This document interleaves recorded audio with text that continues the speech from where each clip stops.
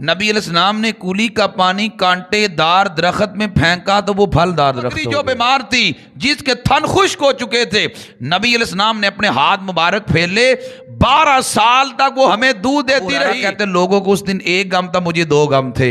एक गम हजरत उस्मान की शहादत का था और एक गम मुझे थैले के गुम हो जाने का था। आज लोग हमें कहते हैं कि तुम सामने खाना रख के क्यों कुरान पढ़ते हो? यार नबी पाक सल्लल्लाहु अलैहि वसल्लम ने अबू हुरैरा को खाने वाली चीज दी तो खाने पे बरकत की दुआ की। अबू हुरैरा बड़ी देर खाते रहे, खत्म नहीं हुई। मैंने कहा हम भी खाना सामने रख के कुरान पढ़ते हैं तो इसमें भी बरकतें उतर आती। कसम मुझे नहीं पता कि मैं जब घर से लाया था तब ज्यादा था या हलवा ज्यादा हो चुका। मेरे सामने अल-खसाइसुल कुबरा है। हजरत इमाम जलालुद्दीन सयूती ने उस बात को लिखा। नबी अलैहिस्सलाम जब हिजरत फरमा के जा रहे हैं तो रास्ते के अंदर प्यास लग गई, रास्ते के अंदर भूख लग गई। जिस वक्त नबी पाक सल्लल्लाहु अलैहि वसल्लम ने देखा करीब को घर नजर आ जाए, करीब को घर भी ना था, थोड़ा सा आगे बढ़े तो एक घर नजर आया। बुढ़िया औरत अपने मकान के बाहर बैठी हुई थी। उम्मे माबद उस औरत का नाम था। अपने मकान के बाहर वो बैठी हुई है। मेरे आका सल्लल्लाहु अलैहि वसल्लम जब पहुंचे, सिद्दीक अकबर साथ हैं, हजरत अब्दुल्ला बिन अरीकत साथ हैं।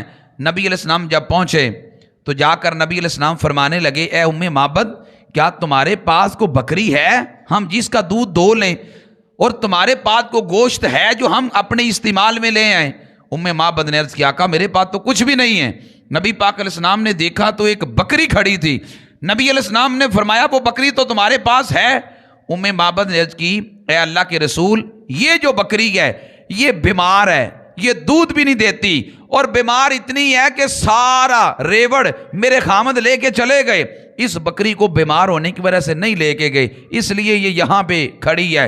नबी अलैहिस्सलाम ने फरमाया, उम्मे माबद अगर तू इजाजत दे तो मैं बकरी का दूध दो ना लूं? उम्मे माबद ने अर्ज किया, आका ये तो खुश्क थनों वाली है, इसके थनों में तो दूध नहीं है, अगर आप दोना चाहते हैं तो मुझे क्या एतराज है?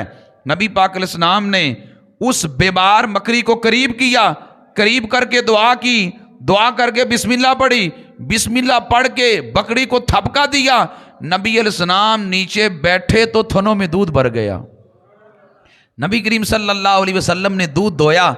दूध दोने के बाद मेरे आका सल्लल्लाहु अलैहि वसल्लम ने हजरत सिद्दीक अकबर को दिया, उम्मे माबद को दिया, अब्दुल्ला बिन अरीकत को दिया, सब लोगों को दिया। जब दूध पूरा हो गया, नबी अलैहिस्सलाम फिर बकरी के नीचे बैठे दूध दोना शुरू कर दिया। दूध दोया, नबी पाक सल्लल्लाहु अलैहि वसल्लम ने खुद भी नोश फरमाया। मेरे आका सल्लल्लाहु अलैहि वसल्लम ने कुछ आराम किया। आराम करने के बाद नबी अलैहिस्सलाम उठे। नबी अलैहिस्सलाम ने कूली की। वो कूली का पानी करीब एक कांटेदार दरख्त था। नबी अलैहिस्सलाम ने कूली का पानी कांटेदार दरख्त में फेंका तो वो फलदार दरख्त हो गया, वो फलदार दरख्त हो गया। मेरे आका सल्लल्लाहु अलैहि वसल्लम ने हजरत उम्मे माबद को कलमा पढ़ाया। मेरे आका अलैहिस्सलाम चले गए। जिस वक्त उम्मे माबद के खामंद घर में आते हैं तो हजरत उम्मे माबद अपने खामंद को खाना देती है, खाने में दूध भी देती है। उम्मे माबद के खामंद पूछते हैं, घर में दूध तो था कोई नहीं, ये दूध कहाँ से आया है? तो वो कहती हैं, दूध इसलिए आया है कि हमारे घर में, ये जो लफ्ज़ हैं कितने खूबसूरत हैं। उम्मे माबद फरमाने लगी, इन्नहु मर्रा बिना रजुलुन मुबारकुन, आज हमारे घर में बड़ी बरकत वाला एक बंदा आया था, बड़ा खूबसूरत नौजवान आया था, बड़ा हुस्न वाला जवान आया था। हजरत उम्मे माबद फरमाने लगी, उनका कद बड़ा दराज था, उनकी आबरूएं बड़ी दराज थीं। वो नबी अलैहिस्सलाम जो हमारे घर में आए, उम्मे माबद कहने लगी, जब मुस्कुराते थे तो उनके दांतों से नूर निकलता था। उम्मे माबद फरमाने लगी, जब वो चलते थे तो यूं लगता था कि नूर चलता आ रहा है। उम्मे माबद कहने लगी, उनकी जो गर्दन थी चांदी की तरह चमकती थी। हजरत उम्मे माबद ने इतनी शाने बयान की कि उनके खामंद बिन देखे आशिक हो गए, बिन देखे नबी पाक सल्लल्लाहु अलैहि वसल्लम की मोहब्बत के गुण गाने लगे। उम्मे माबद कहते हैं, ये बकरी हमारे पास 18 साल दूध देती ही रही। फरमाते हैं 18 साल, वो बकरी जो बीमार थी, जिसके थन खुश्क हो चुके थे, नबी अलैहिस्सलाम ने अपने हाथ मुबारक फैले, 12 साल तक वो हमें दूध देती रही। और यार यहाँ बरकत आलम तो ये है, जनाब अबू हुरैरा कहते हैं, मैं एक दिन नबी अलैहिस्सलाम की बारगाह में आया तो मेरे पास 10 या 12 खजूरें थी। हजरत अबू हुरैरा कहते हैं, मैंने आके अर्ज किया, का बरकत की दुआ तो कर दें। नबी पाक अलैहिस्सलाम ने खजूरों को थैले में डाला, बरकत की दुआ की। फरमाया अबू हुरैरा खजूरें निकालता जा और खाता जा, लेकिन फरमाया देखना नहीं है अंदर कितनी रह गई हैं, बस तेरा काम है निकालता जा और खाता जा। जनाब अबू हुरैरा रज़ी अल्लाह ताला अन्हु फरमाते हैं जब मुझे दिल करता मैं थैले में हाथ डालता, खजूरें निकालता तो खा जाता, फिर दिल करता मैं खजूरें निकालता तो खा जाता। अबू हुरैरा कहते एक दिन मेरा दिल किया आज खजूरें बांटूं। अबू हुरैरा कहते हैं मैंने कई मन बांट दी, खजूरें ख़त्म नहीं हुई। अबू हुरैरा कहते हैं मैं नबी अलैहिस्सलाम की ज़ाहरी हयात मुबारका तक खाता रहा, खजूरें ख़त्म ना हुई।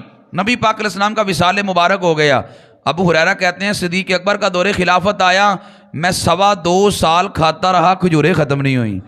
अबू हुरैरा कहते हैं जनाब फ़ारूक आज़म का दौरे खिलाफत आया, मैं 10 साल खाता भी रहा खिलाता भी रहा, खजूरें ख़त्म नहीं हुई। अबू हुरैरा कहते हैं हज़रत उस्मान गनी के 11 साल दौरे खिलाफत में मैं खजूरें खाता भी रहा खिलाता भी रहा, ख़त्म नहीं हुई। और बरकत किसको कहते हैं? हज़रत अबू हुरैरा कहते हैं जिस दिन उस्मान गनी शहीद हुए उस दिन भगदड़ मच गई, मेरा वो थैला गुम हो गया। अबू हुरैरा कहते हैं लोगों को उस दिन एक गम था, मुझे 2 गम थे। एक गम हज़रत उस्मान की शहादत का था और एक गम मुझे थैले के गुम हो जाने का था। आज लोग हमें कहते हैं कि तुम सामने खाना रख के क्यों कुरान पढ़ते हो? मैंने कहा यार नबी पाक सल्लल्लाहु अलैहि वसल्लम ने अबू हुरैरा को खाने वाली चीज़ दी तो खाने पे बरकत की दुआ की। अबू हुरैरा बड़ी देर खाते रहे, ख़त्म नहीं हुई। मैंने कहा हम भी खाना सामने रख के कुरान पढ़ते हैं तो इसमें भी बरकतें उतर आती हैं, इसमें भी खैर का नुज़ूल हो जाता है। हर दूसरा बंदा ना इल्म का पता है ना शरीयत का पता है, जी ये कहाँ से साबित है खाना सामने रख के ख़त्म शरीफ पढ़ना? मैंने कहा दलीलें तो बड़ी हैं, चले मजीद एक और दे देता हूँ। हज़रत अनस बिन मालिक नबी अलैहिस्सलाम के खादमे ख़ास हैं, 10 साल खिदमत की है नबी अलैहिस्सलाम की। अनस बिन मालिक कहते हैं नबी अलैहिस्सलाम ने अपनी किसी ज़ौजा से निकाह किया तो नबी पाक अलैहिस्सलातु वस्सलाम ने वलीमा करना था। अनस बिन मालिक कहते हैं मुझे मेरी वालिदा कहने लगी ये मैंने ना बर्तन में हलवा बनाया है, तुम नबी अलैहिस्सलाम की बारगाह में ले जाओ। हज़रत अनस बिन मालिक कहते हैं मैंने वो हलवे के वे कपड़ा दिया, नबी अलैहिस्सलाम की बारगाह में ला के रखा। नबी अलैहिस्सलाम फरमाने लगे अनस बाहर निकल जाओ, जो रास्ते में मिलता है उसे कहते जाओ कि अल्लाह के नबी अलैहिस्सलाम ने तुम्हारी दावत की है। जो भी मिलता जाता है उसे कहते जाओ अल्लाह के रसूल अलैहिस्सलाम ने तुम्हारी दावत की है। हमने अपनी तबीयत की शरीयत बना ली है, दावत कबूल करना नबी पाक अलैहिस्सलाम की सुन्नत है, लेकिन दावत करना भी नबी पाक अलैहिस्सलाम की सुन्नत है। हमने अपनी तबीयत की शरीयत बनाई है। हर बंदा कहता है निकाह करना नबी पाक अलैहिस्सलाम की सुन्नत मुबारक है, तो भाई सर पे पगड़ी रखना भी नबी पाक की सुन्नत मुबारक है। हम हर बंदा कहता है जी बर्तन साफ करना नबी अलैहिस्सलाम की सुन्नत मुबारक है, तो मैं कहता हूं थोड़ा खाना खाना भी नबी पाक की सुन्नत मुबारक है। सारी सुन्नतों को लेना चाहिए। हजरत अनस बिन मालिक कहते हैं मैं जो भी बाहर मिलता उसे कहता जाओ नबी अलैहिस्सलाम ने तुम्हारी दावत की है। अनस बिन मालिक से किसी ने पूछा कितने को लोग जमा हो गए? अनस बिन मालिक कहने लगे तकरीबन 300 लोग जमा हो गए। अनस बिन मालिक से किसी ने पूछा फिर क्या बना? अनस बिन मालिक कहते हैं नबी अलैहिस्सलाम ने उस खाने वाले हलवे पे अपना हाथ रखा, जो चाहा पढ़ा। नबी अलैहिस्सलाम ने जो चाहा कुरान पढ़ा। अनस बिन मालिक कहते हैं 300 बंदा जमा हो गया। नबी अलैहिस्सलाम मुझे कहने लगे 10-10 बंदों को बुलाओ, आते जाएं और खाते जाएं। अनस बिन मालिक कहते हैं 300 बंदा खा के चला गया।